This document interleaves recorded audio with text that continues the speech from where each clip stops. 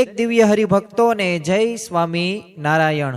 આમ તો જીવનમાં એક એવું તત્વ છે કે જે આમ દેખાતું નથી, સંભળાતું પણ નથી, પરંતુ એ આપણા દરેક નિર્ણયનો પોતે રાજા બનીને બેઠું છે, અને એનું નામ છે આપણું મન। આ મનનો સ્વભાવ કેવો છે? શું દરેક વખતે આપણે મન પ્રમાણે ચાલીએ અને મન કહે તેમ કરીએ તો શું માણસ મહાન બની શકે કે પછી ખરાબ બની શકે? આ એક મોટો પ્રશ્ન છે। શું મન ધાર્યું કરવાથી આપણને સુખ મળે છે કે પછી હતાશા, નિરાશા કે ચિંતાની અંદર આપણે ગરકાવ થઈએ છીએ? કે ભગવાન અને આપણે આ સંતને રાજી કરવા માટે શું ખરેખર મન ધાર્યું મૂકવું પડે? તો ચાલો, શા માટે મન ધાર્યું મૂકવું તે શ્રેષ્ઠ છે, અને મન ધાર્યું કરવાથી એ આપણા જીવનની અંદર કેવા કેવા પ્રકારના નુકસાનો થતા જોવા મળે છે, તો એ વિષય ઉપર આપણે પ્રવચનનો લાભ માણીએ।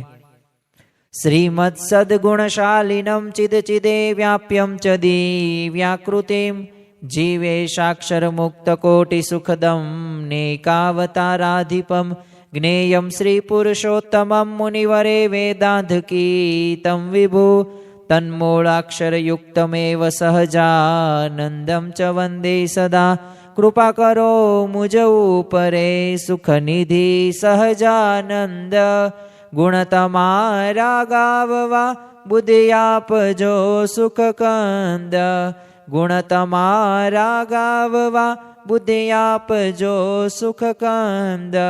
શ્રી સ્વામિનારાયણ ભગવાનની જય, અક્ષર પુરુષોત્તમ મહારાજની જય, ગુણાતીતાનંદ સ્વામી મહારાજની જય, પ્રમુખ સ્વામી મહારાજની જય, પ્રગટ ગુરુ હરિ મહંત સ્વામી મહારાજની જય, સુરત અક્ષરધામ મહોત્સવની જય। દરેક દિવ્ય હરિભક્તોને જય સ્વામી નારાયણ। દરેક દિવ્ય હરિભક્તોને જય સ્વામી નારાયણ। આમ તો આજના પ્રવચનનો વિષય એવો વિષય છે કે જે આપણે મન સાથે આપણે આજે ઝઘડવાનું છે। થોડુંક મન સાથેની એ મનોદશા કેવી છે, મનોવ્યથા કેવી છે અને એનો સ્વભાવ કેવો છે, એના વિશે થોડીક આજે વાતો આપણે કરવી છે। શા માટે કરવી છે આ બધી વાતો? કારણ કે આપણા જીવનની અંદર આપણે આધ્યાત્મિક માર્ગ હોય કે લૌકિક માર્ગ હોય કે પછી કોઈ પણ ક્ષેત્ર હોય, એ તમે સામાજિક ક્ષેત્ર કહેતા હોય, કૌટુંબિક તમે કહેતા હોય કે પછી રાજકીય કે ધંધાકીય કે આધ્યાત્મિક, એ દરેક જગ્યાએ આપણે મનને જીતવું ખૂબ જરૂરી છે। જો આપણે ઘણી બધી વખત આપણે હતાશા, નિરાશા એ આપણા જીવનની અંદર આવતી એક પરિસ્થિતિ છે, અને એ પરિસ્થિતિ દરેક વ્યક્તિના જીવનની અંદર જોવા મળે છે, પરંતુ આ પરિસ્થિતિ આપણને દુઃખી કરે છે કે પછી મનની પરિસ્થિતિ દુઃખી કરે છે? તો જવાબ આવશે કે મનની પરિસ્થિતિ આપણને દુઃખી કરે છે। આમ તો જો આધ્યાત્મિક માર્ગની અંદર પણ આપણે મનને જીતવું ખૂબ જરૂરી છે અને મહત્વની વાત છે, અને લૌકિક માર્ગની અંદર પણ તમે જો કોઈ પણ પોતે એને પોતાના ક્ષેત્રની અંદર સિદ્ધિ હાંસલ કરી હશે તો એને સૌ પ્રથમ પોતે મનને એને જીતવું જ પડતું હશે, અને જ્યાં સુધી મનને પોતે જીતતા નથી તો ત્યાં સુધી પોતે એક લૌકિક માર્ગની અંદર પણ કોઈ પણ ક્ષેત્રની અંદર એ આગળ વધી નથી શકતા। કોઈક વિદ્યાર્થી હોય અને ટીવી અને ફોન અને ખાવું, પીવું, હરવું, ફરવું, જો એમાંથી એ પાછો નહીં વળે તો એ સારો અભ્યાસ નહીં કરી શકે। એટલે જો ત્યાં એને મનને જીતવું પડશે જ, તે એને મનને કાબૂમાં લેવું પડશે। તો જો લૌકિક માર્ગે પણ એક સિદ્ધિ હાંસલ કરવા માટે જો આપણે મનને જીતવું પડતું હોય તો આ તો આધ્યાત્મિક માર્ગની અંદર તો આપણે ફરજિયાત આપણે મનને જીતવું જ પડશે। કારણ કે એક સંસ્કૃતની અંદર કહેવત છે, જે આપણે ઘણી બધી વખત એનું ગુજરાતી ભાષાંતર સાંભળ્યું હશે। પેલા સંસ્કૃતની અંદર હું તમને જણાવું, જે આપણે ઘણી બધા વર્ષોથી સાંભળીએ છીએ કે જીતમ જગતમ કેન મનોહી એન, એટલે કે જેણે મન જીત્યું ને એણે જગત જીત્યું। આમાંથી કોની અપેક્ષા એવી છે કે મારે જગત જીતવું છે? આપણી દરેકની અપેક્ષા છે, દરેકની ઈચ્છા છે, પરંતુ એમ આપણે જગતને નહીં જીતી શકીએ, પરંતુ હા, આપણા મનને આપણે જીતી લેશું ને તો જગત આપોઆપ જીતાઈ પણ જશે। અને આ કોઈ સામાન્ય વ્યક્તિ નથી કહેતા, પરંતુ એ શંકરાચાર્ય પોતાના એક મણિરત્ન માલા નામનો ગ્રંથની એમને રચના કરેલી છે. અને આ મણિરત્ન માલા ગ્રંથની અંદર તેમને આ વાક્ય લખેલું છે. તો જો આમ આધ્યાત્મિક માર્ગની અંદર એ સૌથી વધુ જો વિઘ્ન કરનારું કોઈ તત્વ હોય ને તો એ કયું છે? મન. ઘણા બધાને મંદિરે જવા પણ ન દે, સેવા પણ ન કરવા દે, નિત્ય પૂજાની અંદર એ ફોકસ પણ ન રાખે. આપણે ઘણા બધા વિદ્યાર્થીઓ એવા જોતા હશું કે શરૂઆતની અંદર ભણવામાં હોશિયાર હશે, પરંતુ એ કોઈક એવા કુસંગમાં યોગમાં આવવાથી એનું મન કંઈક ડાયવર્ટ થઈ જાય છે અને પોતે હોશિયારમાંથી ઠોઠ થઈ જાય છે. જેને 10મા ધોરણની અંદર 90% આવ્યા હોય તો અમુકને 12મા ધોરણની અંદર 50% પણ નથી આવતા. કેમ? પોતે જે મનથી પોતે હારી ગયા. અને કઈ રીતે હાર્યા? તો બીજા બધા ઘણા બધા એવા તત્વો હશે કે જેને હારવા માટે એક જવાબદાર ગણી શકાય આપણે, પરંતુ એમાંનું એક તત્વ કે મનથી પોતે એ મનની નબળાઈ કરી નાખી, ગાફલાઈ, આળસ, પ્રમાદની અંદર વહી ગયા. પરંતુ આળસ કે પ્રમાદ કે ગાફલાઈ આવ્યું ક્યાંથી? તો એ આવ્યું એ આપણે મનથી જ આવ્યું છે. એટલે જ તે સદગુરુ નિષ્કાંત સ્વામીએ પોતે મનગંજન નામનો એક ગ્રંથ લખ્યો છે. આની અંદર 188 કડીઓ છે અને મન સાથેનો તે સંવાદ છે. 2 પ્રકારના મન હોય છે, એક નિજ મન અને એક પરતક મન. હવે આ નિજ મન એટલે શું? તો આ નિજ મન એટલે સત્સંગી મન, જે સારા વિચારો કરે. અને પરતક મન એટલે શું? તો પરતક મન એટલે કે હરામી મન, કે જે ભગવાનનું ભજન કરવા ન દે, આહાર શુદ્ધિ ન રાખવા દે, નિત્ય પૂજામાં ધ્યાન ન દે. જો સતત એક આ નિજ મન અને પરતક મન વચ્ચેનું યુદ્ધ આ નિષ્કાંત સ્વામી આ ગ્રંથની અંદર દર્શાવ્યું છે. અને જો તમે આ બંનેની એક માયાજાળ સમજી જાઓ, એક નિજ મન જો વધારે તમે સત્સંગ કરતા હોય અને નિજ મન પાવરફુલ હોય ને તો પરતક મનને હરાવી પણ દેશે. પરંતુ જો કુસંગના યોગમાં આવીએ આપણે, અથવા તો એ કુસંગી મિત્રોના શબ્દો આપણા અંતરની અંદર પેસી જાય તો પછી કેવું થશે? તો નિજ મન એવું હારી જશે અને પરતક મન જીતી જશે. જો ઘણી બધી વખત આપણે અનુભવ કર્યો હશે કે હું આટલા વર્ષોથી 35ના માવા ખાઉં છું કે આ સિગરેટ પીવું છું, તો કેટલી બધી વખત મેં સંકલ્પો લીધા છે, પરંતુ છતાં કેમ હું મૂકી નથી શકતો? તો એનું એક કારણ એ પણ હોઈ શકે કે આપણે મનથી છે ને નબળા હશું. એટલે કે મક્કમતાથી આપણે નિર્ણયો નહીં લીધા હોય. એટલે જો પરતક મન થોડાક કહેશે, થોડાક એવા શબ્દો આવશે કે એકદમ ચાખી લેવાય, થોડુંક આખો દિવસ બગડે અને કાંઈ કામ ન થાય, એટલે થોડુંક ખાવામાં કાંઈ વાંધો નહીં, એવું ક્યાં બધાને કેન્સર થાય જ છે. જો આવા વિચારો આપણે જો રાખતા હોય ને તો આપણે ક્યારેય વ્યસનમાંથી એ છુટકારો થઈ શકે જ નહીં. એટલે ત્યાં પરતક મન જવાબદાર છે. શું કરવું, શું ન કરવું, શું જોવું, શું ન જોવું, તો આ બધા પ્રકારના ડિસિઝન રહ્યા ને એ આપણા નિજ મનને પરતક મન લે છે. એટલે જ તે એક વાસુદેવ મહાત્માની અંદર કહ્યું છે સંસ્કૃતની અંદર કે મનસા સશોદ્રયસ્ત્રુ શત્રુનાશ દેહી નામ. એટલે કે મન જેવો છે ને મનુષ્યનો શત્રુ કોઈ નથી. એટલે જો આ અમુક વાક્યો અને અમુક શ્લોકો આપણા જીવનની અંદર જો આપણે આત્મસાત કરીએ ને તો આપણને ખરેખરી અંતરદ્રષ્ટિ થાય કે ખરેખર આ મને જ તે બધું મારું બગાડ્યું છે. અને આ વિષયમાં પણ તમે જો ઉપનિષદની અંદર પૂછો મન બાબતે તો એમાં એક તેજો બિંદુ નામનું ઉપનિષદ છે. અને આ ઉપનિષદની અંદર પણ લખેલું છે કે મન એવ જગત સર્વ મન એવ મહારીપુહ.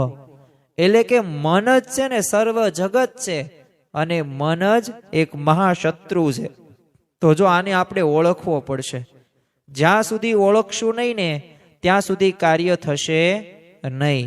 અને જો એમના પછી બસ એમના બોલ્યા જ રાખતા હોય અને મનનો આપણે સ્વભાવ જ ઓળખતા ન હોય તો પછી એમનામ ચાલ્યા જ કરે. પ્રશ્ન આપણને આ તકે એ પણ થવો પડે કે ખરેખર અમારા મનનો સ્વભાવ કેવો છે. જો આ સ્વભાવ એટલે શું? સ્વભાવ એટલે પ્રકૃતિ. અને પ્રકૃતિ સામાન્ય રીતે અમુક જો ખા કરતા હોય, અમુકને તમે ગમે તેવું ખાવાનું ન દો હોય એને ખા જ કરે, કોઈ દે ધરાય જ નહીં કોઈ વસ્તુમાંથી, એને નવું ખાવા જોવે જ તે. અમુકને ફરવા ગમે, અમુકને ફોન જોવો ગમે, અમુકને પાછો ક્રોધ અતિશય પ્રિય હોય, પાછો અમુકને લોભ અતિશય પ્રિય હોય. એટલે આવા બધા એના અલગ અલગ પ્રકારના સ્વભાવ જોવા મળે છે. તો આપણે થોડોક મનનો સ્વભાવ કેવો છે? તો જો મનનો અનાદિકાળથી છે ને અવળું એને કરવાનો સ્વભાવ છે. એટલે જો મન કેવો છે ખબર, હોઠ જેવું છે. હવે હું તમને એક અત્યારે પ્રયોગ કરવાનું કહું, હોઠ જેવો કેમ? હવે હોઠ છે, હવે તમે બે શબ્દ બે વખત બોલો, એકનો એક શબ્દ અડ અડ બોલો, તો જો હોઠ અડશે નહીં, ભેગા નહીં થાય. પણ હવે હું તમને બીજો શબ્દ કહું, હવે એમ તમે બોલજો કે અડમાં અડમાં અડમાં, એટલે તરત જ અડશે. જો કીધું ત્યારે હોઠ અડ્યા નહીં, અને જ્યારે એમ કીધું કે અડવાનું નથી અડવાનું નથી, તો પાછા અડે છે. બસ આવા હોઠ જેવો સ્વભાવ છે ને મનનો સ્વભાવ છે.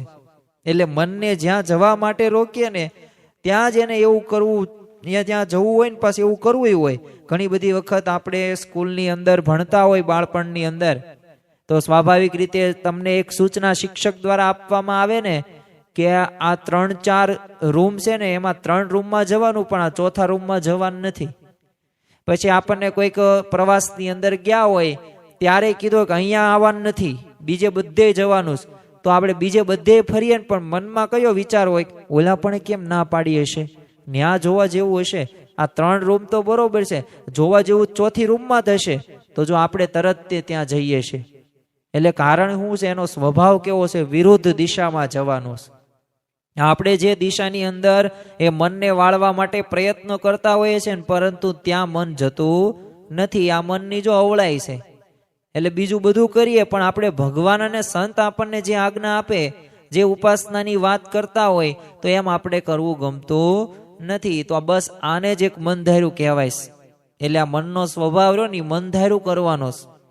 હવે પ્રશ્ન આપણને એ પણ થાય, આ મન ધાર્યું એટલે શું? હવે મન ધાર્યું એટલે શું? તો આજ્ઞા જે આપણને આપવામાં આવી હોય, હવે આપણને માતા પિતા, શિક્ષકો, ગુરુ, આ 4નો આપણે આદર પ્રણામ સત્કાર કરવો ખૂબ જરૂરી છે. તો એ જે આજ્ઞા કરે ને એ પ્રમાણે આપણે આપણું જીવન બનાવીએ નહીં, એવી રીતે વર્તન ન કરીએ, તો સમજવાનું આપણે મન ધાર્યું કરીએ છીએ.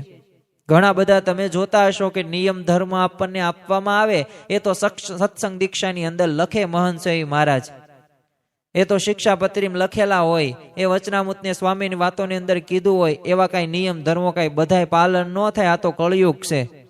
બસ જો એ મન ધાર્યું કર્યું કહેવાય. હવે એવી રીતે તમે વર્તો નિયમ ધર્મ નેવે મૂકીને, તો સમજી જ લેવાનું કે મન ધાર્યું કરીએ છીએ. હવે અમુકને તો કેવું હોય છે કે આમ જે મનને ગમતું હોય ને એ પ્રમાણે જ કરે. એને તમે મંદિરમાં પીરસવાની સેવા આપો ને, તો એ શું કે પીરસવામાં મને કાંઈ વાંધો નથી, મારે સેવા તો કરવી જ છે, પરંતુ જો હું પીરસવાની સેવા કરીશ તો પછી મને 30 મિનિટની અંદર હું ત્યાં એ સેવા નહીં કરું. પછી આપણે એને પૂછીએ કેમ 30 મિનિટ પછી સેવા નહીં કરે? એ તો જ્યાં સુધી બધાએ હરિભક્તો જ્યાં સુધી જમે નહીં ત્યાં સુધી તો પીરસવું પડે ને આપણે. તો ત્યારે એ શું કહેશે?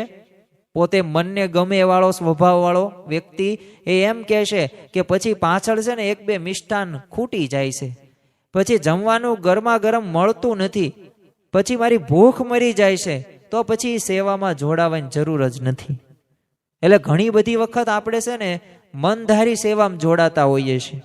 જો આપણે ઘરે ત્યાં આપણને જે કાર્ય સોંપવામાં આવે ને, તો એ પેલા મનની અંદર આપણે તપાસ શું કરીએ, તરત એનાલિસિસ શરૂ થઈ જાય.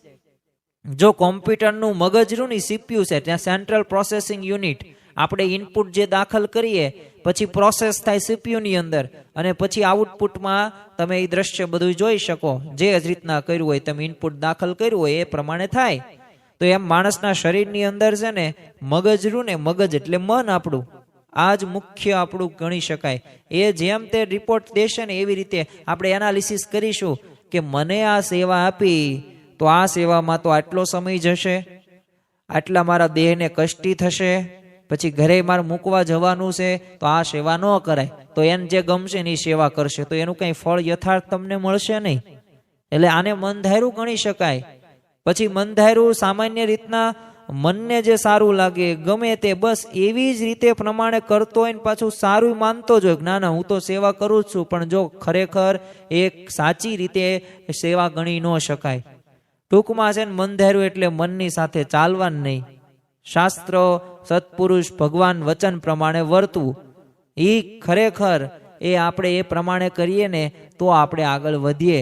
બાકી જો આપણે શાસ્ત્ર અને સત્પુરુષ અને સંતના અને ભગવાનના વચન પ્રમાણે આપણે આપણું જીવન ન વ્યતીત કરીએ તો ખરેખર એ આપણે આધ્યાત્મિક માર્ગની અંદર એટલા બધા આપણે આગળ વધી શકતા નથી. કંઈક ને કંઈક કસર રહી જ જશે, અને કસરને સ્વભાવને આસક્તિ હશે તો પછી આપણે બીજો જન્મ પણ લેવો જ પડશે.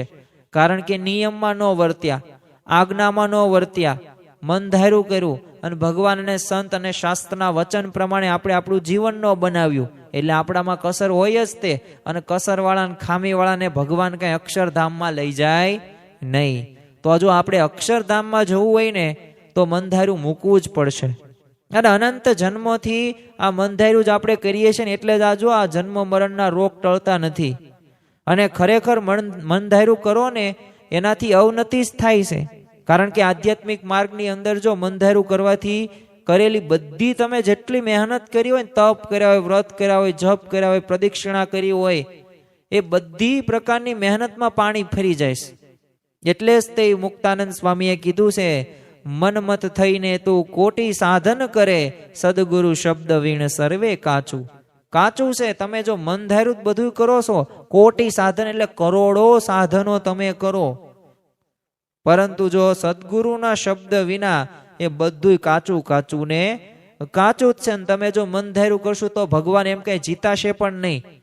એક શરૂઆત અત્યારે હું ટૂંકું દ્રષ્ટાંત તમને આપું. પ્રહલાદજીએ હવે ભગવાન સાથે 10,000 વર્ષ સુધી યુદ્ધ કર્યું. કેમ?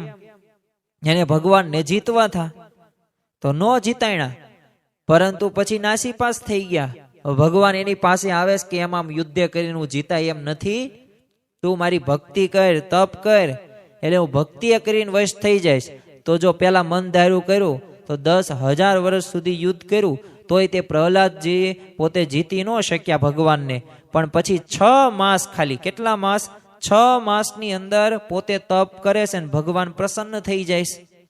તો જો ભગવાને કીધું એમ કર્યું તો પોતે રાજી, રાજીને રાજી. આપણે પરીક્ષિત ભાગવતની અંદર પરીક્ષિત રાજાનું પણ આખ્યાન આવે છે. હવે પોતે 24 કલાકની અંદર 21 કલાક ભગવાનની સેવા કરતા હતા. 3 કલાક જ ઊંઘે. થોડોક સમય થયો ને એટલે પોતે નક્કી કર્યું કે આ 3 કલાક ખોટી ઊંઘમાં બગડે, તો એમાં હું સેવા ન કરી શકું. તો 24 કલાક સેવા શરૂ રાખી. ભગવાન પ્રસન્ન થઈ ગયા કે રાજા તું પરીક્ષિત, તારે તો આ રાજ્ય સંભાળવાનું હોય, આ 24 કલાક મારી સેવા ન કરવાની હોય, તું 3 કલાક મારી સેવા કરજે અને પાછળની 21 કલાક તું રાજ્ય સંભાળજે. અને કેટલા પ્રસન્ન થઈ ગયા. તો પરીક્ષિત રાજાને રક્ષણ માટે એમને સુદર્શન ચક્ર એ આપ્યું, અને સુદર્શન ચક્ર પરીક્ષિત રાજાની રક્ષા કરતું હતું. તો જો આપણે આગળ દુર્વાસા ઋષિનો તો પ્રસંગ ઘણા બધા છે, પરંતુ અત્યારે આપણે એ કહેતા નથી. પરંતુ જો એ ભગવાનની આજ્ઞા કરી, એ ભગવાનને વશ ક્યારે વર્તાવી શક્યા કે જ્યારે ભગવાનને કીધું એમ કર્યું ને તો એ ભગવાન અતિશય પ્રસન્ન થાય છે. એટલે જ તે નારાયણ દાસે પણ કીધું છે, મન માન્યું કહ્યું તું મારું, તે કામ બગાડ્યું તારું, હું સત્ય કહીશ તે તો અહોનિશ કર્યું મન ધાર્યું. અને આપણે જો આ જન્મો જન્મથી બધું મન ધાર્યું જ કરીએ છીએ ને એટલે એમાંથી કાંઈ ફળ મેળવી શક્યા નથી. અને જો ફળ મળ્યું હોત ને તો આ ફરી વખત આપણે આ જન્મ પણ લીધો ન હોત. ભલે આપણને મનુષ્યનો દેહ મળ્યો છે, કીધું છે શાસ્ત્રોની અંદર કે દુર્લભો માનુષો દેહો, દેવોને પણ દુર્લભ એવો મનુષ્ય દેહ આપણને પ્રાપ્ત થયો છે.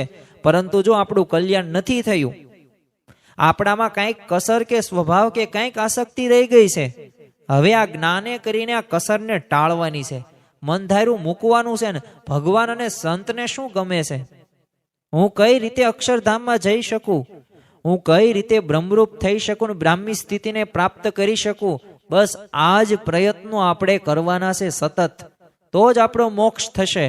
જેમ કોઈક માણસ છે ને પોતાની મેળે શહેરની અંદર તમે જોજો, તમારે છે ને એક પ્રયોગ હું તમને અત્યારે કહું કે તમારે શહેરના બધા રસ્તા હોય ને બધા સાફ કરી નાખવાના. અને પછી કોર્પોરેશનની ઓફિસ હોય, જ્યાં નગરપાલિકા હોય, અમુક જગ્યાએ મહાનગરપાલિકા હોય, મહાનગરો હોય, તો ત્યાં તમારી ઓફિસમાં આગળ જઈને કહેવાનું મજૂરી આપો, મેં આ બધાએ તે શહેરના રસ્તાઓ વાળ્યા છે અને સવારનો 3 વાગ્યાનો થી લઈને 9 વાગ્યા સુધી આ બધા રસ્તાઓ વાળ્યા છે, એટલે આજની મારી દાડી આપો તો તમને મળશે? નહીં મળે. પણ તમે કોર્પોરેશનના કોઈક અધિકારી તમને કહે કે આ જગ્યાએ આ રસ્તાઓ તમારે વાળવાના છે, જો સાફ કરી નાખશો તમને આટલી મજૂરી મળશે. તો જો તરત તેનો સંબંધ થઈ જાય, એને નક્કી થઈ જાય, એને કીધું તેમ કરો તો તમને તરત મજૂરી મળી જાય. પણ મનમાં આવ્યું ને તેમ 3 વાગ્યા જાગીને તે રસ્તાઓ વાળવા માંડ્યા તો એમ કાંઈ કોઈ પણ પ્રકારે મજૂરી પૈસા મળતા નથી. બસ એમ આધ્યાત્મિક માર્ગમાં તે પોતાની મેળે તમે ગમે એટલું કરો ને તોય એમાં કોઈ પણ કાર્ય સિદ્ધ નથી થતું. અને જો મન ધાર્યું કરનાર વ્યક્તિને અને સામાન્ય રીતના મનમાં આત્મસંતોષ જ થાય છે. અને ખરેખર આપણને ભગવાન અને સંત રાજી નથી થતા. ભલે આત્મસંતોષ થશે, એને અંદરથી ગમશે કે હાશ મેં આ સેવા કરી, આમ કર્યું, પણ ભગવાન અને સંતનો જે રાજીપો, જે કૃપા એના ઉપર વરસવાની હતી ને એ વરસશે નહીં. જો આધ્યાત્મિક માર્ગમાં તો ભગવાન અને સંત રાજી થાય ને એ મહત્વનું છે. માટે મન મોજી થવા કરતા છે ને સંત મોજી થવું ખૂબ અગત્યનું છે. અને યોગીજી મહારાજ તો ઘણી વખત કહેતા કે મન મોજી નહીં થવાનું, સંત મોજી થવાનું, અને ગુરુ જેમ કહે ને એમ કરવાનું, અને એ જ જો શ્રેષ્ઠ છે. મહારાજ તો ઘણી વખત મુક્તાનંદ સ્વામીનું એક પદ વારંવાર ગાતા કે ગુરુમુખી તે સુખડા માણે રે. તો જો ગુરુમુખી એટલે કે ગુરુ જેમ કહે ને એમ જે કરે ને એ ખરેખર સુખની પોતે લાણ એક વરસે છે. એના અંતરની અંદર એક સુખના ફુવારા છૂટે છે. ગુણાતીતાનંદ સ્વામીએ પણ પોતાની વાતોની અંદર આ મંધારિયા બાબતે સરસ મજાનું નિરૂપણ કરેલું છે. અને જો ગુણાતીતાનંદ સ્વામીની વાતો એ ખરેખર અંતરને એક ભેદે છે. કોઈ પણ વાત વાંચવાની છૂટ એમાં તમારા પ્રશ્નનું સમાધાન જોવા મળે છે. એમાં ગુણાતીતાનંદ સ્વામી એક વાતની અંદર કીધું કે જેમ સંત કહે તેમ કરે તે શ્રેષ્ઠ છે, અને મન ધાર્યું કરવું તે કનિષ્ઠ છે. જો મન ગમતું કરતો હોય ને, અને પાછો ગુણાતીતાનંદ સ્વામી એમ કહે છે કે પાછો ત્યાગ રાખતો હોય, આખા મંદિરનું કામકાજ કરતો હોય, અને ગમે એટલા માણસોને અલૈયા ખાચર જેમ ભલે સત્સંગ કરાવતો હોય ને તોય તે બધું કેવું છે, ન્યૂન છે, અને કોઈક દિવસ તો વિઘ્ન આવવાનું છે. અને સામે ગુણાતીતાનંદ સ્વામી એ પણ કહે છે કે જે 3 ટાણા ખાતો હોય, પાછો આળસુ હોય, ઊંઘતો હોય, અને એવી રીતે દોષે યુક્ત હોય ને, પણ જો પોતાનું મન ગમતું મૂકીને બસ સંત કહે એમ કરે ને તો એ અધિક છે. અને સંત કહે એમ કરવું ને એ નિર્ગુણ છે, મન ગમતું કરવું ને એ સગુણ છે. તો જો તમે ગમે એટલી સેવા કરતા હોય, તમે ગમે એટલી કોઈ પણ પ્રકારનો સત્સંગ એવો તમે મુમુક્ષુ ગુણભાવે એને કરાવતા હોય, પરંતુ જો તમે મન ધાર્યું કરતા હોય તો એ શ્રેષ્ઠ નથી, કનિષ્ઠ છે. પરંતુ બસ તમે સંત કહે તેમ કરે તો બસ એ ભગવાન અને સંતને અતિશય પ્રિય છે. જો અહીંયા ગુણાતીતાનંદ સ્વામી આપણને 3 વાત સમજાવે છે. એક તો પહેલી વાત આપણને એ સમજાવે છે કે ગમે એટલો ત્યાગ રાખતો હોય. હવે બીજી વાત એ ગુણાતીતાનંદ સ્વામી એ પણ સમજાઈ દે છે કે આખા મંદિરનું કામ એકલો કરતો હોય. અને ત્રીજી વાત એવી પણ કરી કે ગમે એટલા માણસને સત્સંગ કરાવતો હોય. જો ત્યાગ રાખવો, આખા મંદિરનું કામ કરવું અને પાછું સત્સંગ કરાવો ને, આ 3 વસ્તુ રહી ને અતિ અઘરી બાબત છે. આ કોઈ સામાન્ય બાબત નથી. આ ભજીયા કરીને ખાવા એવી બાબત નથી. છતાં પણ જો મન ધાર્યું કરે ને તો કનિષ્ઠ ગણી શકાય. હવે ત્યાગ રાખવો કેટલો કઠિન છે. તો માણસ છે ને, તમે સામાન્ય રીતે તમે જોજો, બચારા છોકરાઓ કઈને એના બાપને મરી જાય કે બાપા હવે તેમાં બીડી કે સિગરેટનું વ્યસન મૂકી દો, અને તોય બાપ પાસ કેપથી શું કે છોકરાને 40 વર્ષ જૂનું વ્યસન છે, હવે નો જાય, જાતિ જિંદગી આવું અમને નો કહેવાય, હવે તમે ધ્યાન રાખજો, આવું જ બધું કહેશે. હવે કેવી આમ ગાફલાઈ કરે છે આળસુ. એક બીડી કે સિગરેટનું વ્યસન પણ છોડી શકતા નથી, એમાં ટીવી કે સિનેમાની તો વાત જ ક્યાં રહી. તો આમાં હું સ્વામીએ કીધું કે ગમે એટલો ત્યાગ રાખતો હોય, મન ધાર્યું કરે તો એના ઉપર ભગવાન કે સંત રાજી થતા નથી. જો બીજી વાત ગુણાતીતાનંદ સ્વામી એ પણ કરી કે આખા મંદિરનું કામ એકલો કરતો હોય. હવે આ સામાન્ય મુદ્દો નથી. આપણે એમ લાગે કે મંદિરનું કામ એટલે શું, ભગવાનને આરતી ઉતારવે, થાળ ધરવાનું, પૂરું થઈ ગયું. હવે એટલું નથી. થોડીક આપણે કલ્પના કરીએ, સમજવાનો પ્રયત્ન કરીએ કે આપણને આ મહંત સ્વામી મહારાજ જે મંદિરોની ભેટ આપે છે અને જે આ સંસ્કાર ધામો અને હરિમંદિરો જે બનાવે છે તો એ પાછું બની જાય ને ખાતમુહૂર્ત થઈ જાય, પ્રતિષ્ઠા થઈ જાય, પ્રાણ પ્રતિષ્ઠા મહોત્સવ થઈ જાય, આપણે જમણવાર પણ ગોઠવી નાખીએ અને જમીન પાછા ઘરે આવતા રહેવી એટલે પૂરું નથી થઈ જતું. ત્યાં કેટલી બધી સેવા. હવે સેવા વિશે થોડીક વાત કરીએ, પછી ત્યાં પ્રવૃત્તિ બાબતે વાત કરીએ. હવે કલ્પના કરો કે આખા મંદિરનું કામ એકલાઈને કરવાનું હોય તો આપણે કેટલું કરવું પડે. તો જો સવારે પહેલા સૂર્યોદય પહેલા જાગવું પડે, એટલે અંદાજિત 4 સાડા 4. પછી ઠાકોરજીને જગાડવાના, મંગળા આરતી કરવાની, શણગાર ધરાવવાના, ફૂલહાર પણ પાછા બનાવવાના તે, અને કેવા બનાવવાના, કેવા કલરના કપડા છે એ બધું પણ ધ્યાન રાખવાનું. પાછું ભગવાન માટે સવારનો નાસ્તાનું આયોજન, પાછું એ બનાવવાનો, બધી તૈયારીનું આયોજન કરવાનું, અને એ જ પાછું એકને જ કરવાનું. અને રસોઈ કરવાની બપોરની, પછી મહેમાનો આવ્યા હોય તો એની પાછું સ્વાગત સરભરાઈ કરવાનું. પછી વાસણ ઉટકવાના હોય, સાંજની રસોઈની તૈયારી કરવાની હોય, કથા વાર્તા કરવાની હોય, સંધ્યા આરતી કરવાની હોય, શયન આરતી કરવાની હોય. આવા મંદિરની બધી પ્રવૃત્તિ એકલાને કરવાની હોય. હવે મંદિરની પ્રવૃત્તિ કરે તો ત્યાં તો બાળ સભા, શિશુ સભા, બાલિકા સભા, સંયુક્ત સભા, રવિ સભા, પરા સભા, વડીલોની પાછી સભા આવી જાય, વચ્ચે શિબિરોનું આયોજન હોય.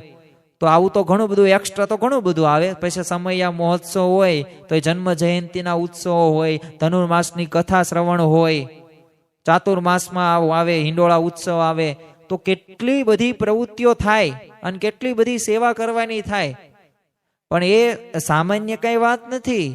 પણ જો આપણે જોઈએ ને તો આપણે ઘણી બધી વખત એવું લાગે કે આ મંદિરના જો ઘણા બધા સંતો અને સેવકો હોય ને, બધા આવું થાકી જાય સેવા કરવા, પહોંચીને જ વળતા. પણ છતાં આપણે એકલા હાથે પ્રવૃત્તિ કરતો હોય, કેટલી મોટી વાત કહેવાય એટલી બધી પ્રવૃત્તિ કરવી. અને પાછો કેટલાય માણસોને સત્સંગે કરાવતો હોય. આ બધી વાતો અઘરી છે, પણ છતાં પણ ગુણાતીતાનંદ સ્વામી શું કહે છે, આ બધું ન્યૂન છે. અને એમાંય સત્સંગ કરાવો એટલે તમે તમારા સગા છોકરાને હેરસ્ટાઈલ બદલાવાનું પણ કયો ને, બદલાવી નથી શકતા. મહિના સુધી તમે કરગરો કે હવે બટા વાળ મોટા થઈ ગયા, પૈસા ન હોય તો હું આપું, પણ તું વાળ કપાવી આવ. પણ નથી જતો છોકરો. ફોન મૂકવાનું કયો, ત્યાગ કરવાનું કયો, નથી જતો. સભામાં નથી આવતા કોઈ. તમે ગમે એટલું ન કે તમારા જ છોકરા છે ને તમારું જ લોહી છે ને, છતાં કોઈ માનવા તૈયાર નથી. એમાં સત્સંગ કરાવો એટલે શું, એટલે કેટલો અઘરો પડી જાય. અને હજારો સત્સંગમાં લાવવા બહુ અઘરા પડી જાય. પણ આ બધું જો મન ધાર્યું કરતો હોય ને આવા બધાય, તો એ ગુણાતીતાનંદ સ્વામી એમને કેટલા માર્ક્સ આપે છે? 100 માં 100 આપે છે? નહીં, 0 માર્ક્સ આપે છે. ને ઉપર ચોકડી મારી દે છે કે તમે ગમે એટલો ત્યાગ રાખો, ગમે એટલું આખા મંદિરનું કામ એકલા કરતા હોય, તમે ગમે એટલા માણસોને સત્સંગ ભલે કરાવતા હોય, પણ જો મન ધાર્યું કરો છો ને તો બધું શૂન્ય જ છે, ન્યૂન જ છે, જેના ઉપર ચોકડી જ છે. એ ભગવાન અને સંતને ગમતું નથી. એક મુમુક્ષુની એક ઈચ્છા હોય છે કે આપણે ભગવાન અને સંતને આપણે પ્રસન્ન કરવા છે. પરંતુ જો આપણે મનધારું કરીશું ને તો મનધારું કરનાર ઉપર ભગવાન અને સંત ક્યારેય તે પ્રસન્ન થતા નથી. અને સામકના ઉલટા એ કુરાજી થતા જોવા મળે છે. આપણે એક પ્રસંગ જોઈએ જેથી આપણને ખ્યાલ આવે કે ખરેખર શું આપણે આવું તો નથી કરતા ને. તો એકવાર છે ને મહારાજ માટે એ સુરતના ભક્તોએ છે ને બરફી આપેલી. એટલે મુક્તાનંદ સ્વામીએ ગુણાતીતાનંદ સ્વામીને આજ્ઞા કરી કે તમે આ બરફી જે સુરતના ભક્તો લઈને આવ્યા છે એ ગઢડા મહારાજને આપી આવો. એટલે હવે ગુણાતીતાનંદ સ્વામીને જ આજ્ઞા થયેલી. પરંતુ બાજુમાં તે એક શાંતાનંદ ગોદડિયા નામના એક સંત હતા. હવે એમને તો મનની અંદર નક્કી કરી નાખેલું કે માને મુક્તાનંદ સ્વામી આજ્ઞા કરે કે ન કરે પણ મારે તો જવાનું જ છે. અને મુક્તાનંદ સ્વામીને કહી દીધું આવું કે તમે મને કહેશો કે નહીં કહો, પણ મારે શ્રીજી મહારાજના દર્શન કરવા માટે જવું જ છે. અને પોતે પરાણે તૈયાર થઈ ગયા, જો મન ધાર્યું કર્યું. હવે આમ તો આપણે જોઈએ ને તો શાંતાનંદને સ્વામી આમ જુઓ ને તો કઈ ખોટું કઈ કરેલું નહીં. મુક્તાનંદ સ્વામીની ત્યાં આજ્ઞા લોપીને કઈ નાટક કે ચેટક કઈ જોવા નહોત ગયેલા, કે મહારાજની આજ્ઞા લોપીને પોતે એકલા જોડ વગેરે તે ક્યાંય ગયેલા નહોતા. એવું કાંઈ કર્યું જ નહોતું. હવે જ્યારે સુરતથી ભાવનગર વહાણમાં ને ત્યાંથી ચાલીને ગઢડા પોતે ગયેલા અને બહણીઓએ ઉપાડી અને ભગવાનનું પાછું સ્મરણ કરતા કરતા આ ગોદડિયા શાંતાનંદ પણ જાય છે. અને પાછું એમનો ઉદ્દેશ શું હતો? શ્રીજી મહારાજના દર્શન કરવા માટે. અને જેટલું ગુણાતીતાનંદ સ્વામીએ કષ્ટ વેઠેલું ને એટલું જ એમણે પણ વેઠેલું. આમ બંને આમ સરખું કાર્ય કરેલું. પરંતુ જો એકને ભેટીને મહારાજ રાજી થયા અને શાંતાનંદને ભેટતા મહારાજને કઠણ પડ્યું. 32-33 વખત એક એક સુરતના ભક્તોના નામ બોલતા જાય ગુણાતીતાનંદ સ્વામીને, ગુણાતીતાનંદ સ્વામીને શ્રીજી મહારાજ ભેટતા જાય. કેટલી વખત ભેટ્યા. હવે આમ ગોદડિયા શાંતાનંદ હતા ને, એને વિચાર આવ્યો કે આ મહારાજ મને ભેટે તો સારું, કારણ કે એ અપેક્ષા સાથે પોતે ગયેલા હતા અને મન ધાર્યું પોતે કરેલું હતું. પણ ભગવાન તો જો અંતર્યામી છે. તન કી જાણે મન કી જાણે, જાણે ચિત્ત કી ચોરી. તમે ભગવાન આગળ કઈ છુપાઈ ન શકો. ભગવાન તો જાણતા જ થા કે આ ગુણાતીતાનંદને તો આજ્ઞા કરેલી છે, પરંતુ આ ગોદડિયા શાંતાનંદને તો આજ્ઞા વગર અહીંયા આવ્યા છે. અને મેં તો નિયમો પ્રકરણો એવા ચલાવેલા છે કે દરેકને એ મુક્તાનંદ સ્વામીની જે મંડળની અંદર જે સંત હોય, મહોડી તરીકે મૂક્યા હોય, એમની દરેક આજ્ઞાનું પાલન કરવું. પણ મન ધાર્યું નહીં કરવાનું, પરંતુ આજ્ઞાનું આને લોપ કર્યો છે, મન ધાર્યું કર્યું છે. તો ભગવાનને પોતે આમ ભેટવાનું પોતે મનની અંદર ટાળી નાખ્યું. પણ પછી ગુણાતીતાનંદ સ્વામીને ખબર પડી ગઈ કે મહારાજ કેમ કુરાજી છે. એટલે મહારાજને વિનંતી કરી અને કીધું કે અમારી સાથે આ પણ આવ્યા છે અને અમારું જેટલું જ કષ્ટ વેઠ્યું આમને છે, એટલે આમને તમે ભેટો. પરંતુ શ્રીજી મહારાજે પછી ગુણાતીતાનંદ સ્વામીના કહેવાથી ભેટે છે, પરંતુ બહુ એમને કઠણ પડ્યું. જો કારણ શું હતું? મન ધાર્યું કર્યું. એટલે જો મન ધાર્યું ભળે એટલે આમ સાધનાની તમારી બધી કિંમત હોય ને એ ઘટી જાય છે, માઇનસમાં વહી જાય છે. મહારાજે પણ જો ગઢડા પ્રથમના તે 34મા વચનામૃતની અંદર કીધું છે કે ભક્તને દુઃખ આવવાનું કારણ આજ્ઞા લોપ છે. તો જો આજ્ઞા લોપ એટલે શું? મન ધાર્યું કરવું તે. હવે આપણને ડુંગળી લસણનો ત્યાગ કીધો છે ને આપણે ડુંગળી લસણ ખાઈએ તો આજ્ઞાનો લોપ કહેવાય. આને મન ધાર્યું જ કહેવાય. ઘણી બધી વખત આપણે તર્ક બુદ્ધિથી એટલું બધું આપણે મનને સમજાઈ જાય છે ને કે નો પૂછો વાત, કે આ તો આપણે પ્રસંગમાં સંબંધો સાચવવા પડે એટલે અમુક વાર ચાલે. હવે ચાલે એટલે મનને તેમ ચલાવી લીધું, એ આજ્ઞાનો લોપ થયો. હવે આજ્ઞાનો લોપ થયો એટલે સમજી લેવાનું ભગવાન અને સંતને તમે પ્રસન્નતાને પાત્ર બનશો નહીં. અને જો આજ્ઞા લોપવાથી મન ધાર્યું કરવાથી દુઃખ પણ એટલા થાય છે. કારણ કે જો પ્રસન્નતા તો પ્રાપ્ત નથી થતી, ઉલટું આપણને દુઃખ મળે છે. આજે કોને દુઃખની ઈચ્છા છે? તો આપણે ઊંચી આંગળી કરાવશું ને તો કોઈને દુઃખની ઈચ્છા નહીં હોય. પણ હું બીજો પ્રશ્ન પૂછીશ કે કોને સુખની ઈચ્છા છે? તો 100% ઊંચી આંગળી હશે. તો કોઈને દુઃખી નથી થવું, પરંતુ જો મન ધાર્યું કરશો, આજ્ઞાનો લોપ કરશો ને તો દુઃખી જ થશો. કેરિયાના ભગુભાઈને જો ગુણાતીતાનંદ સ્વામીએ સમાગમ માટે રોકવાની વાત કરેલી, પણ એ ન રોકાણા તો એ દુઃખ આવ્યું અને એમને જેલમાં જવું પડ્યું. ભાદરાના તે 4 હરિભક્તો, હવે મહારાજ બધું જાણતા હતા એટલે 4 ભક્તોને આજ્ઞા કરી, પણ છતાં એ ગઢડા ન આવ્યા તો એમનો જો પાક લૂંટાયો, દુઃખ થયું. પણ બીજા જે ભક્તો આવ્યા હતા ને તો એમના પાછા પાક રહ્યા ને એ પોતે સચવાઈ ગયા. તેલ કોઈ લૂંટી ગયું નહીં. વાસણાના તે એક ચતુર ચૂથાને છે ને યોગી બાપાએ ગોંડલ આવવાની આજ્ઞા કરેલી, પણ એ ન ગયા અને દુશ્મનો એમના ગામમાં અને એમને રસ્તા ઉપર જ મારી નાખ્યા. જો એટલે જ તે નિષ્કાન સ્વામીએ કીધું છે, તેમ ભક્ત થઈ ભગવાનનો કરે વચનની વિઘાત, પછી ઈચ્છે સુખ આવવા એ કેમ બનશે વાત. હવે આપણે દરેક ભક્તને સુખ જોઈએ છે, શાંતિ જોઈએ છે, આનંદ જોઈએ છે, પરંતુ જો આપણે વચન પ્રમાણે જ તે પાલન કંઈ કરીશું નહીં તો ક્યારેય તે કોઈ દિવસ એ જે આપણી ઈચ્છા છે ને પૂરી નહીં થાય. અને એ પ્રમાણે સુખ અને આનંદ અને શાંતિ પણ આપણા જીવનની અંદર નહીં હોય. રામાયણની અંદર જ તે આપણને ખ્યાલ છે કે જ્યારે રામ રાવણના યુદ્ધ પછી છે ને રામની જીત થઈ ગઈ, ધર્મની જીત થઈ અને લંકામાં લક્ષ્મણજી આમ છે ને ફરવા ગયા.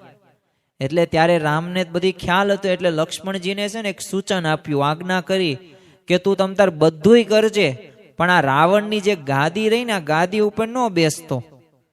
પણ લક્ષ્મણજીએ તો પોતે હાયા રાખી, પણ બધુંય જોયું ને પાછું ગાદી ઉપર બેઠા અને જ્યાં બેઠા ને બુદ્ધિ ફરી અને ત્યાં તે જીતના નગારા હતા રામના વાગતા હતા ને એ જ તે લક્ષ્મણજી ગુસ્સે થઈને કીધું કે આ નગારા બંધ કરો, આ રામને અત્યારથી જ અહીંથી કાઢી નાખો.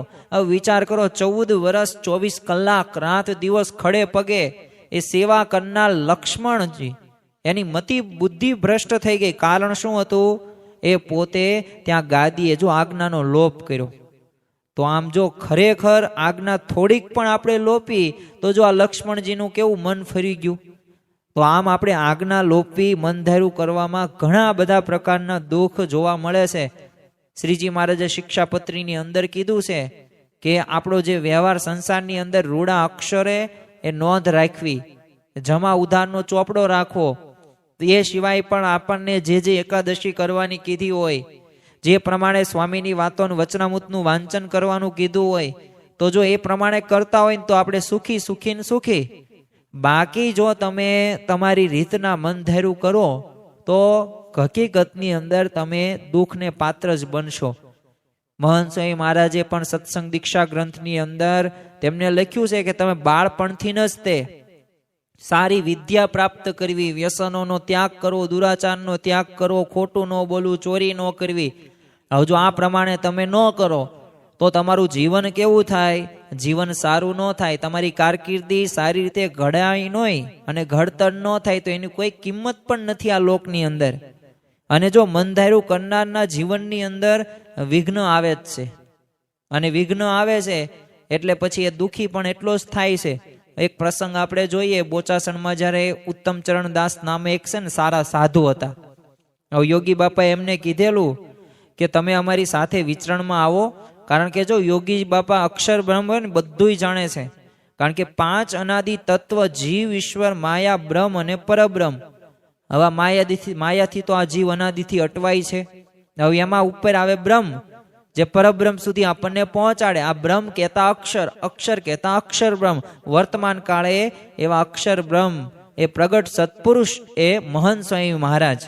તો હવે જ્યારે યોગીજી મહારાજ તો બધું જાણતા જ થા, એટલે કીધું કે તમે અમારી સાથે વિચરણમાં આવો, સેવામાં આવો. એટલે ત્યારે ઉત્તમચરણ દાસ સ્વામીએ શું કીધું? પણ મારે છે ને આ ગૌશાળામાં સેવા કરવાની હોય એટલે હું ન આવી શકું. એટલે યોગી બાપાએ બહુ આગ્રહ કર્યો. બધું જાણતા જ થાક શું થવાનું છે હવે. એટલે એમને એમ કીધું ભલે 7-8 દિવસ નો આવો તો કઈ નહીં, પણ 3 દિવસ સુધી તો ચાલો. પણ તોય તે ઉત્તમચરણ દાસ ને સ્વામીને તો ગૌશાળાની ગાયોની એટલી બધી ચિંતા હતી કે ના, હું ન આવી શકું, મારે અહીં સેવા કરવાની હોય, અહીંયા શું થાય. પછી છેલ્લે યોગી બાપા એમ કીધું કાંઈ વાંધો નહીં, 10 દિવસ નો આવો કાંઈ વાંધો નહીં, 3 દિવસ આવો નહીં કાંઈ વાંધો નહીં, પણ 1 દિવસ તો સાથે આવો તોય સારું. પણ તોય ત્યાં ઉત્તમચરણ દાસમાં તો જો મનની અંદર જો મન ધાર્યું, પણ જ્યારે જો એ સત્પુરુષની આજ્ઞા પાલન કર્યું તો ફાયદો થાય. અને ત્યારે એ જ કહે છે કે નહીં, આ ગૌશાળામાં તો ભલે એવું યોગી બાપા કે અરે ગૌશાળાની અંદર તમે બીજો માણસ મળશે અને બીજો તને બધું થઈ રહેશે, તમે આની ચિંતા ન કરો. પણ તોય ઓલે એમ કે ના ના, બીજો કોઈ માણસ મારી જેવા સેવા ન કરે અને પાછું આ ગાયોનું શું થશે અને ગૌશાળાનું શું થશે, એટલે હું નહીં આવી શકું. અને યોગી બાબા તો પછી હવે કઈ સમજાવતા નથી. ઘણી બધી વખત એમને કીધું પણ ન માન્યા. અને ઉત્તમચરણ દાસને એ જ સાંજે મંદિરમાં એક માણસ સાથે છે ને એક નાની અમથી બાબતની અંદર બોલવાનું થયું અને ઝઘડો થયો.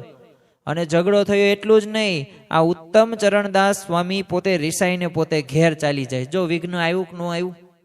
જો એક દિવસ યોગી બાપાની સાથે ગયા હોત તો એમની રક્ષા થાત કે ન થાત. પોતે ગૃહસ્થાશ્રમની વહી ગયા અને ત્યાગાશ્રમ છોડી દીધો. તો જો મનધાર્યું કર્યું તો દુઃખી થયા. અને મનધાર્યું કરે છે ને એના માથે ગમે ત્યારે વિઘ્ન આવે જ છે. આ પણ એક ધ્યાન રાખવું. એટલે આપણે ભલે અત્યારે આપણે જલસા કરતા હશું કે હું તો જેમ મને ફાવે ને ત્યાં જ હું ફરું છું, તમે બહુ મારી ઉપાધિ ન કરતા. પરંતુ એ ઉપાધિ નહીં, ભવિષ્યની અંદર એ ખતરો આવશે જ તે. એટલે અત્યારથી જો સત્પુરુષ અને આ ભગવાન આપણને સૂચવે છે, એક આપણને શાસ્ત્રો આપણને સાચો રસ્તો આપે છે કે ખરેખર જો તમે મનધાર્યું કરતા હોય ને તો એ કનિષ્ઠ છે. અને જો મનધાર્યું મૂકે ને એ જ શ્રેષ્ઠ છે. કારણ કે મનધાર્યું મૂકીને ભગવાન અને સંત જેમ કહે ને એમ કરવું શા માટે શ્રેષ્ઠ છે? કારણ કે ભગવાન અને સંત એ આપણા સાચા સગા છે. બાકી આ બધા લોકના સંબંધો તો કેવા? તો તમે કોઈ એક સ્થળેથી બીજા સ્થળે કોઈક રેલવેની અંદર તમે મુસાફરી કરવા જતા હોય તો ભલે ગમે એટલા વ્યક્તિઓ સાથે તમે વાતો કરો, ચીતો કરો, અને આનંદ કિલોલ કરો, પણ એના સ્ટેશન આવે એટલે ઉતરી જ જાય, તમારી સાથે રહે નહીં. પરંતુ જો આ ભગવાન અને સંત તો આ લોકનું પણ સારું આપણું ઈચ્છે છે અને પરલોકનું પણ એ સારું ઈચ્છે છે, અને ખરેખર કેવો હોય ને તો પણ શ્રેષ્ઠ છે. તો જો ગુણાતીતાનંદ સ્વામી એટલે જ શું કીધું કે 3 ટાણા ખાતો હોય ને આળસુ હોય ને ઊંઘતો હોય ને તો એ સંત કહે એ પ્રમાણે કરતો હોય ને તો અધિક છે. તો જો આમાંથી આપણે કોઈ પણ આળસુય નથી ને એટલા બધા ઊંઘતાય નથી, અને 3 ટાણા એમનામથી આપણે કામ કર્યા વગર જમતા પણ નથી, એટલે આપણા મહેનતુ જ શીવી આપણે બધાય, અને આપણે બધા પુરુષાર્થ કરીને જ તે આગળ વધેલા પણ શીવી. પણ છતાં પણ જો આપણે આવા પણ હોય ને, પરંતુ ખાલી સંત કે એટલું કરે ને તો એમાં બધું આવી જાય. જો આ કલમ ભારે છે, સમજાય એવી નથી, પણ માર્ક્સ કેના છે? આના જ છે. તમે મન ધાર્યું મૂકો એના જ તે માર્ક્સ છે. બાકી મનમાં આવે તેમ બધું કરો તો એના કોઈ પણ પ્રકારના માર્ક્સ તમને પ્રાપ્ત થતા નથી. ટૂંકમાં છે ને મન ધાર્યું સંપૂર્ણ મૂકી દેવું, અને સત્પુરુષ કહે એમ કરીએ ને તો જ શ્રેષ્ઠ. અને પોતાની બુદ્ધિનું ડહાપણ હોય એ ડોળ્યા વગર જ તે એ કહે એ પ્રમાણે કરવાનું. બાકી જો આ બુદ્ધિ છે, આ તો અત્યારે તો ભગવાનને પણ આપણે છેતરી નાખીએ છીએ, અને આપણે ભગવાનના વચનોને પણ ખોટા સાબિત કરતા જોવા મળે છે અમુક ઘણા બધા નાસ્તિકો, કે આવું કાંઈ હોય જ નહીં, હોય તો કંઈક ચમત્કાર તો થવો પડે ને. એવા વાક્યો આપણને કહે ને, એવા જો આ કુસંગના પ્રકારો છે. એક બહારનો કુસંગ હોય, એક અંતરનો કુસંગ હોય. તો આવા બધા કુસંગોથી બચવાનું છે, અને તો જ આપણે આગળ વધી શકીશું. જો ભગતજી મહારાજને ગુણાતીતાનંદ સ્વામીએ એક વખત આજ્ઞા કરી કે જા ભગતજી ગિરનાર બોલાવીને લાય. બીજા બધા ભક્તો દાંત કાઢવા માંડ્યા, પણ ભગતજી મહારાજ દાંત નથી કાઢતા, પોતે ગિરનાર બોલાવા જાય. તે કોઈક ભક્તે કીધું કે એલા ભલા માણા, કોઈક માણસને બોલાવાનું કેતો જવાય, આ વિવેક દાખવાય, બુદ્ધિ તો વપરાય ને. એ ગિરનાર તો સ્થૂળ છે, એ થોડો આવે. ભગતજી મહારાજે શું કીધું કેફથી, મને ગુણાતીતાનંદ સ્વામીએ આજ્ઞા કરી છે, હું ત્યાં ગિરનારને ત્યાં જઈશ, એને અડીશ અને કહીશ કે જો ગુણાતીતાનંદ સ્વામી બોલાવે છે, આવું હોય તો આવ. પછી એને આવું ન આવું એને જોવાનું. જો બુદ્ધિ ન વાપરી. એક વખત ગુણાતીતાનંદ સ્વામીએ શું મગાવ્યું કે ભગતજી 50 છે ને તગારા 150 તાવડા આવું પાવડા લેતાય જા. આવું મંદિર છે, એટલું બધું કાંઈ હરિભક્તો કે સંતો પણ એટલા બધા નથી હોતા. ખબર જ હતી ભગતજી મહારાજની કે આટલી બધી વસ્તુ અહીં હોય જ નહીં, પણ તોય તે જો ભગતજી મહારાજે ત્યારે તર્ક ન કરી. કેવી આજ્ઞા પાલન કરી, તો આંબા સુકાય છે, ખાલી એટલું જ બોલ્યા ગુણાતીતાનંદ સ્વામી. અને ભગતજી મહારાજે એ 300 આંબાને એ 2-2, 3-3 દેગડા પાણી પાયું. જો દરેક પ્રકારની સેવાઓ કરેલી છે ભગતજી મહારાજે, તો ખરેખર જો આ ક્યારે દલીલ કોઈ પણ પ્રકારની નહીં, પણ ભગતજી મહારાજના મનમાં કેવા વિચારો અને તરંગો મૂકી દીધા થા. તું દિન કહે તો દિન, અને તું રાત કહે તો રાત. મનના ઘાટો મેલી હવે બસ, તારા ચાંદે ચાંદ. તું દિન કહે તો દિન, અને તું રાત કહે તો રાત. અને બસ આપણે તો કેવું બની જવાનું, કઠપૂતળી જ બની જવાનું. કારણ કે આપણે ભગવાન અને સંતને રાજી કરવા છે. આપણે આ લોકના કોઈ સંબંધીઓને રાજી નથી કરવા. આપણો એક લક્ષ્ય છે કે આપણે તો અક્ષરધામમાં જવું છે, એવો એક સંકલ્પ રાખવો. તો આ સંકલ્પ રાખીએ કાંઈ એમ નહીં થાય. એ પ્રમાણે આપણે વર્તવું પણ પડશે. ભગવાન અને સત્પુરુષ જેમ કહે એ પ્રમાણે કરવું પણ પડશે. કારણ કે આપ રીજો એમ રાજી, આપ ઈશારે મનને મરડું, આપ કહો તે સાચી. પ્રમુખ સ્વામી તવ હાથે દોરી, કઠપૂતળી થાઉ નાચી. સ્વામી આપ રીજો એમ રાજી. તો બસ તે જેમ રાજી થાય ને એ પ્રમાણે આપણે વર્તન કરવાનું છે. અને નિષ્કાન સ્વામીએ પણ આ વાતમાં એક પોતાનો એક સૂર પુરાવે છે. શું લખે છે કે સખી જેમ વાળે તેમ વળજે તજી તરત રે, તન મનની તાણ કે માન શિખામણ માહેરી. નિષ્કાન સ્વામી આપણને સમજાવે છે કે સખી કે જેમ વાળે ને એમ તું વળી જશે. જો જેમ ગુણાતીતાનંદ સ્વામીની જીભ વળતી ને એમ ભગતજીનો દેહ વળતો. ત્યારે 3.5 વર્ષની અંદર એ ભગતજી મહારાજે ગુણાતીતાનંદ સ્વામીને રાજી કરી નાખ્યા, પોતે બ્રાહ્મી સ્થિતિને પ્રાપ્ત કર્યા. એમ નામ કાંઈ થયું નથી. એકવાર યોગી બાપાએ છે ને આખો દિવસ ઉપવાસ કર્યો અને સાંજે અડવાળની અંદર શાસ્ત્રીજી મહારાજે પૂરણપોળી જમવાની આજ્ઞા કરી. યોગી બાપાએ તરત જમી લીધું. ઉપવાસ હતો ને જમી લીધું. પણ યોગી બાપા સાથે એક સંત હતા ને, એમને થોડીક બુદ્ધિ વાપરી. એમને થોડોક વિચાર કર્યો કે આખો દિવસ મેં ઉપવાસ કર્યો અને હવે હું સાંજે જમી લઈશ તો મારો ઉપવાસ તૂટી જશે. અને આખો દિવસ ઉપવાસ કર્યો છે ને હવે સાંજે જમીન શું કામ ભંગ કરું? તો બોલો એ સંત નો જમ્યા. અને યોગી બાપાએ કોઈ પણ પ્રકારનો વિચાર કર્યા વગર બસ ઉપવાસ તોડ નાખ્યો. કોઈ પણ પ્રકારની શંકા નહીં, સંશય નહીં. કેમ? એમના મનની અંદર હતું કે મારે તો મારા ગુરુ શાસ્ત્રીજી મહારાજને રાજી કરવા છે. જો અત્યંત તેઓ રાજી પણ થયા હતા. ત્યારે શાસ્ત્રીજી મહારાજ પ્રમુખ સ્વામી મહારાજે પણ જો હંમેશા શાસ્ત્રીજી મહારાજ અને યોગીજી મહારાજના મનનું ધાર્યું જ કર્યું છે. તો ખરેખર આપણી ગુણાતીત ગુરુ પરંપરા એ આપણને શીખવે છે કે મન ધાર્યું મૂકીને આપણે ભગવાન અને સંતના વચનને આપણે અદ્ધર ઝીલવાનું છે. વર્તમાન કાળે પ્રગટ સત્પુરુષ એવા મહંત સ્વામી મહારાજના જીવનની અંદર તમે જુઓ કેવી આજ્ઞાનું પાલન છે. પોતે વિનુ ભગત પોતે યુવાન અવસ્થાની અંદર જ તે પોતે ગોંડલની અંદર જાય છે. હજી તો BSc એગ્રીકલ્ચરનો અભ્યાસ પૂર્ણ કર્યો ને તરત ગોંડલની અંદર યોગીજી મહારાજ પાસે આવે છે દીક્ષા લેવા માટે. હવે જ્યારે યુવકમાં અંદર હતા ત્યારે એવું હતું કે એ સમયની અંદર એટલું બધું કાંઈ ખાવાની વ્યવસ્થા જમવાની વ્યવસ્થા હોય નહીં. એટલે એક વખત સવારે ગોંડલની અંદર એટલે પહેલેથી ને યુવકોને બધાને એવું હતું કે આપણે સવારથી જ તે ફૂલ પેટ જમી જ લેવાનું, એટલે આખો દિવસ વહેલા મોડું થાય ચાલે. એટલે વિનુ ભગતના તે એમને પાત્રા બહુ ગમતા હતા મહંત સ્વામી મહારાજને. એટલે આમ પાત્રા નાખવા જ્યાં સંત ગયા ને ત્યાં યોગીજી મહારાજ ત્યાં બેઠેલા હતા. તો યોગીજી મહારાજ કે ગુરુ એમને પાત્રા નો આપો, એમને નથી ભાવતા, એમને મમરા ભાવે છે. અને ત્યાંથી તો વહી ગયા. ત્યારથી વિનુ ભગતે આપણા પ્રાણ પ્યારા પ્રગટ બ્રહ્મ સ્વરૂપ મહંત સ્વામી માજે સંકલ્પ કરી નાખ્યો કે મમરા જ ભાવે છે, પાત્રા બંધ. હવે યોગી બાપાએ એમ નથી કીધું કે પાત્રા તમારે નથી ખાવાના, પણ ત્યારથી એમને સંકલ્પ કરી નાખ્યો કે હવે મારે પાત્રા નથી ખાવાના. તો હજી સુધી ખાધ્યા નથી. એટલું જ નહીં, સવારમાં અલ્પાહારની અંદર શરૂઆત ક્યાંથી કરે છે? નાસ્તામાં મમરાથી શરૂઆત કરે. કેમ કરે? એમને કહેવામાં આવ્યું કેમ તમે મમરાથી શરૂઆત કરો?